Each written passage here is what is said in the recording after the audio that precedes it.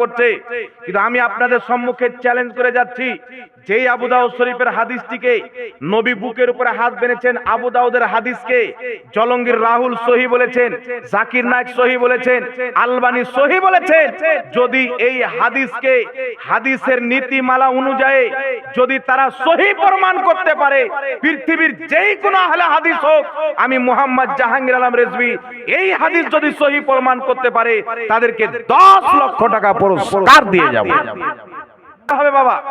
এইবার আমার দিকে লক্ষ্য করেন, এবার একটা মাসলার দিকে যাই, আপনার দিকে লক্ষ্য করেন বাবা। আপনারা জানেন যারা আহলে হাদিস নিজেকে বলেন, তাদের আরেকটা ইমাম আছেন আমাদের ভারতের, ডক্টর জাকির নায়েক, নাম শুনেছেন? ডক্টর জাকির নায়েককে তারা পৃথিবীর সবচাইতে বড় মুহাদ্দিস মনে করে, অথচ সূরা ফাতিহা পড়তে জানে না। সবচাইতে বড় মুহাদ্দিস মনে করে। আপনি তার ভিডিওতে দেখে নেবেন। আমি আপনাকে বলছি শুনেন, ডক্টর জাকির নায়েক একটা লেকচারে বলছেন যে এখনই যে মুফতি জুবের সাহেব কিবলা তিনি একটি হাদিস শোনালেন আপনাদেরকে, নাভির নিচে হাত বাঁধার, আবু দাউদ শরীফের হাদিস। হযরতে আলী রাদিয়াল্লাহু তাআলা আনহু বলছেন যে ডান হাতের কবজি বাম হাতে রেখে নাভির নিচে বাঁধা হচ্ছে সুন্নাত, আবু দাউদ শরীফের হাদিস। জাকির নায়েক বলছে কি যে আবু দাউদ শরীফের মধ্যে নাভির নিচে হাত বাঁধার হাদিসটি যঈফ এবং বুকের উপরে হাত বাঁধার হাদিস রয়েছেন, ওই হাদিসটি সহিহ। কোথায় রয়েছে? বলছেন আবু দাউদ শরীফ বুক অফ সালাতের মধ্যে হাদিস, নবী পাক বুকের উপরে হাত বেঁধেছেন, বুকের উপরে হাত বাঁধার হাদিসটি সহিহ, নাভির নিচে হাত বাঁধার হাদিসটি যঈফ। সহিহ ইবনে খুজাইমার মধ্যে হাদিস, বুকের উপরে হাত বাঁধার হাদিসটি সহিহ, নবী বুকের উপরে হাত বেঁধেছেন, কিন্তু নাভির নিচে হাত বাঁধার সহিহ হাদিস নাই। এই কথা না জাকির নায়েক বলছেন। আবু দাউদের নবী বুকের উপরে হাত বেঁধেছেন হাদিসটিকে সহিহ বললো, সহিহ ইবনে খুজাইমার হাদিসটিকে সহিহ বলল, কিন্তু হাদিসের সাথে কত বড় জালিয়াতি আমার দিকে একটি লক্ষ্য করতে হবে বাবা। আবু দাউদ শরীফের মধ্যে হাদিস, হযরতে তাউস রাহমাতুল্লাহ আলাইহি বলছেন নবী পাক বুকের উপরে হাত বেঁধেছেন। কোথায় হাত বেঁধেছেন? একটু জোরে বলেন। বুকের উপরে হাত বেঁধেছেন, হাদিসটি আবু দাউদের মধ্যে। নাসিরউদ্দিন আলবানী বলছে হাদিসটি সহিহ, জাকির নায়েক বলছেন হাদিসটি সহিহ, জলঙ্গির সিস্টার রাহুল বলছেন হাদিসটি সহিহ। এরা সব সহিহ বলে হাদিসটিকে চালাচ্ছে, মানুষকে গুমরাহ করছে। কিন্তু আমি আপনাদের সম্মুখে চ্যালেঞ্জ করে যাচ্ছি, যেই আবু দাউদ শরীফের হাদিসটিকে নবী বুকের উপরে হাত বেঁধেছেন, আবু দাউদের হাদিসকে জলঙ্গির রাহুল সহিহ বলেছেন, জাকির নায়েক সহিহ বলেছেন, আলবানী সহিহ বলেছেন, যদি এই হাদিসকে হাদিসের নীতিমালা অনুযায়ী যদি তারা সহিহ প্রমাণ করতে পারে, পৃথিবীর যেই কোনো আহলে হাদিস হোক, আমি মোহাম্মদ জাহাঙ্গীর আলম রেজভী এই হাদিস যদি সহিহ প্রমাণ করতে পারে, তাদেরকে 10 লক্ষ টাকা পুরস্কার দিয়ে যাব। কত টাকা পুরস্কার দেব? 10 লক্ষ টাকা পুরস্কার দেব।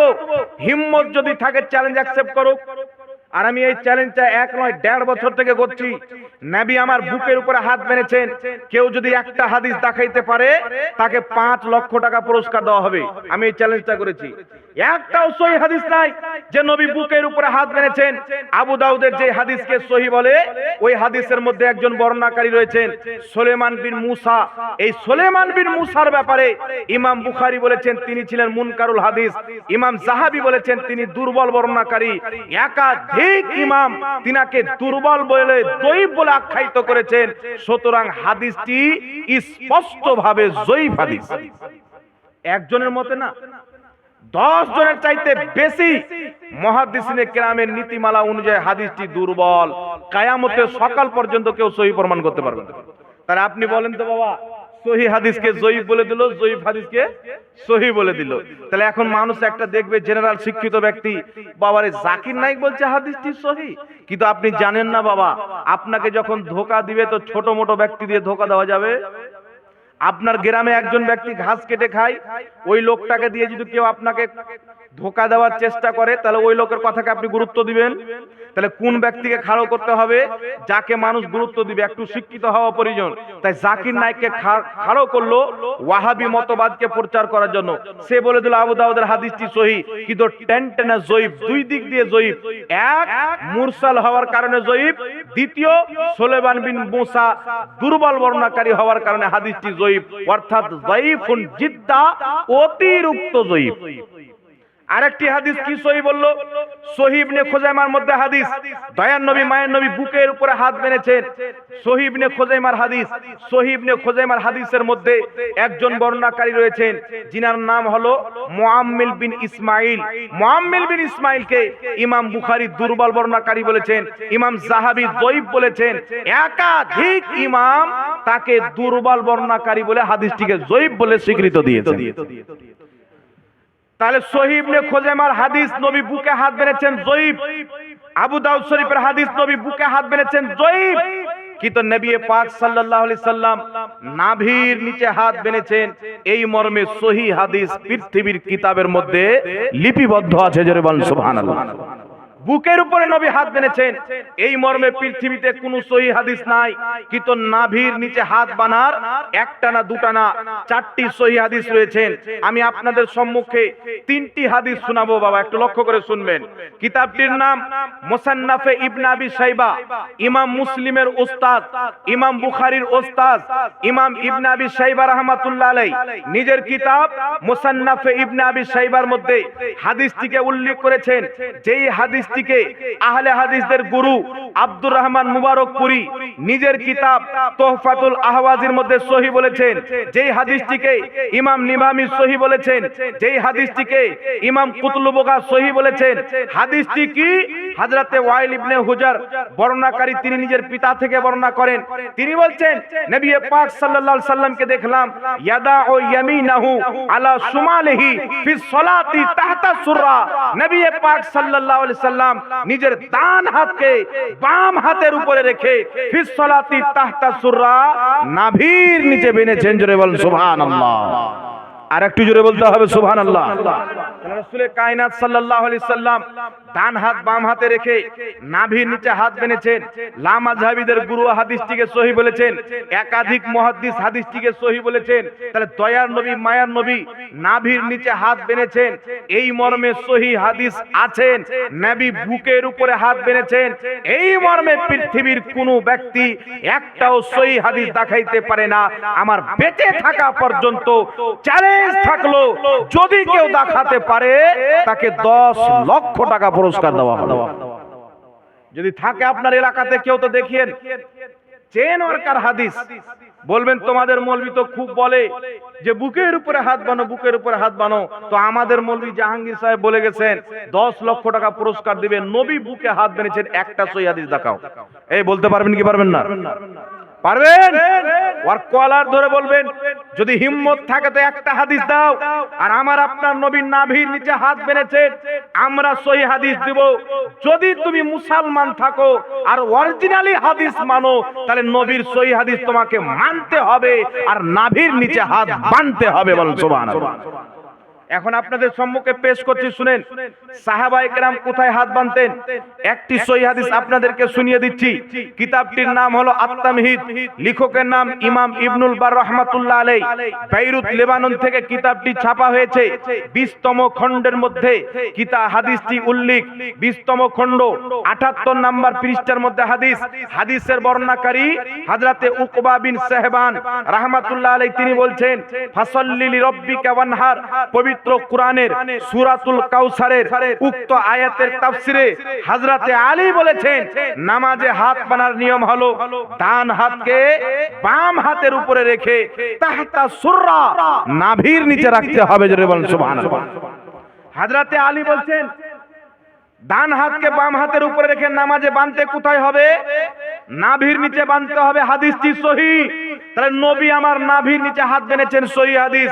হযরতে আলী সাহাবী 4র্থ নাম্বার খলিফা বলছেন নাভির নিচে হাত বাঁধতে হবে, হাদিসটি সহিহ। এবার সাহাবীর পরে কাদের মাকাম? সাহাবীর পরে সবচেয়ে বেশি সম্মানিত ব্যক্তি তাবেঈ, যিনারা সাহাবীকে ঈমানের চোখে দেখেছেন, ঈমানের সহিত ইন্তিকাল করেছেন, তিনারা হচ্ছেন তাবেঈ। বিখ্যাত তাবেঈ ইব্রাহিম নাখঈ রাহমাতুল্লাহ আলাইহি বলছেন, হাদিসটি কোন কিতাবের মধ্যে?